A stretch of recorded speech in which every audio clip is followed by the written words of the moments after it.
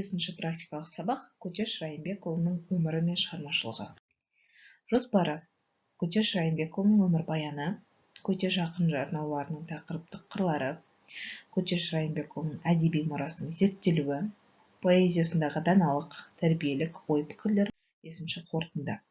Өмірбаяны: Көтеш Райымбекұлы 1745 жылы қазіргі Павлодар облысы Баянауыл ауданында дүниеге келген, 1818 жылы сонда қайтыс болған. Халық ақыны.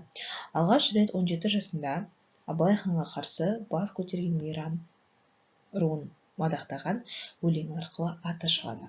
Оның өлеңдерінің көпшілігі шешендік, нақыл, жұмбақ түрінде халыққа көбірек тараған. Арғадасы Тұрлыбек. Арғын тайпасы Сүйіндік руының күлік бөлімінен шыққан. Ол ақындықпен жас кезінен шұғылданған. Әуелі елдегі айтыс дәстүрі бойынша танылып, арнау өлеңдер айтылып жүрген. Кейін әлеуметтік мәселелерге үн қосып, елінің тарихын, жауға қарсы жорықтарын, өз дәуірінің келесі мәселелерін көтерген. Көтеш нағыз ақпа ақындарға тән қасиеттермен танылып, сол ақындар поэзиясын үлгі ұстаған. Қара өлең, қайым өлең жанр түрлерін байытқан. Ақынның бізге мәлім шығармалары осыған дәлел. Өзінің мазмұны жағынан әлеуметтік, қоғамдық, тұрмыстық мәселелерді кеңінен көтеріп, әртүрлі лирикалық өлеңдерді шығарған. Көтеш ақын арнауларының тақырыптық қырлары. Көтеш ел адамдарына қаратып арнау өлеңдерін шығарып жүрген. Еліндегі Тінәлі, Тышқандай, Қапан деген байлар сыйлығына байланысты айтқан өлеңдері де мейірбандықты, кеңпейілдікті жақтайды. Өзін-өзі зор тұтып басқаны менсінбеген мырзаларға да Көтеш өткір мысқылдар арнап отырған. Торайғыр биге айтқан сөздері де өткір. Айқын мінер атқа, ішер асқа зар болып өткен. Бұған оның өлеңдері де айғақ. Қартая келе ол келін балаларына риза болмай, оларға наразылығын білдіріп, өлеңдер шығарып жүріпті. Балаларын жақтап, өзін күтпеген кемпірге айтқан өлеңдері де ол өзінің ақындық қабілетін танытады. Көтеш айтысқа да түсіп жүрген. Бізге оның Қыпшақ қызымен Күнекей, Зағипа, Қания қыздарымен тіл қағысулары жеткен. Ол өлеңсіз сөз сөйлемеген, кез келген сөзін тұспалдап, өлеңдете жөнелетін қас жүректің өзі болған. Қазақ әдебиетінде Көтеш ақын мұрасының алар орны ерекше.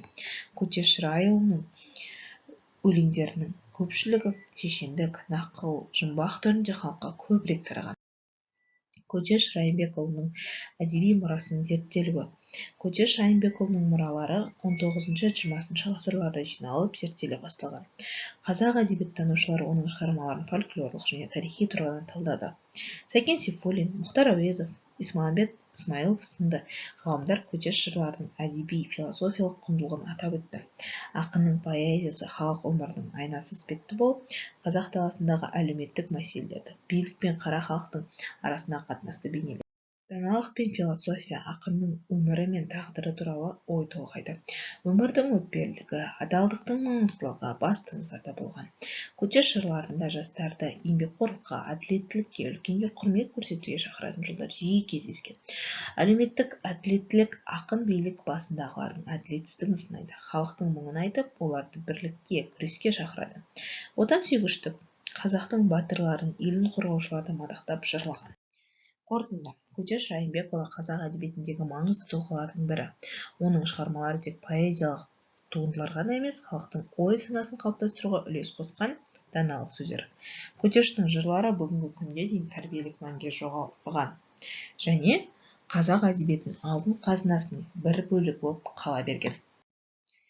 Енді тапсырмаларға кезек берсек, бірінші тапсырма өзін өз бақылауға арналған сұрақтар. Бірінші сұрақ: Көтеш Райымбекұлының шығармашылық ғұмырбаяны. Екінші сұрақ: шығармалардың жариялануы. Үшінші сұрақ: ақынның арнау өлеңдерінің мәні. Төртінші сұрақ: Көтеш Райымбекұлы шығармалары қалай сақталған.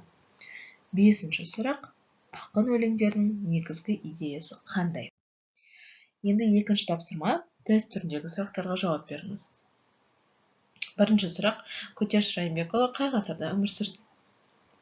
17-ші ғасыр, 18-ші ғасыр, 19-ші ғасыр немесе 20-ші ғасыр.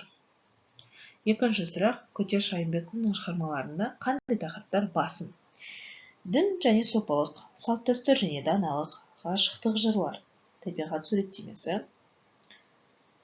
Үшінші сұрақ. Ақын шығармаларында кімдердің әділетсіздігі сыналады? Жау шапқыншылары, байлар мен билер, ғалымдар мен ақындар. Келесі сұрақ. Көтеш Райымбекұлы қандай ақындық дәстүрді жалғастырды? Айтыс өнері, шешендік сөздерді, жыраулық дәстүрді, ғашықтық жырларды. Көтеш Райымбекұлы туралы кімдер зерттеді? Абай Құнанбайұлы, Шәкәрім Құдайбердіұлы, Мұхтар Әуезов, Сәкен Сейфуллин, Ахмет Байтұрсынұлы, Мағжан Жұмабаев, немесе Ілияс Жансүгіров, Сәбит Мұқанов. Бесінші сұрақ. Көтеш Райымбекұлы шығармаларының басты ерекшелігі қандай?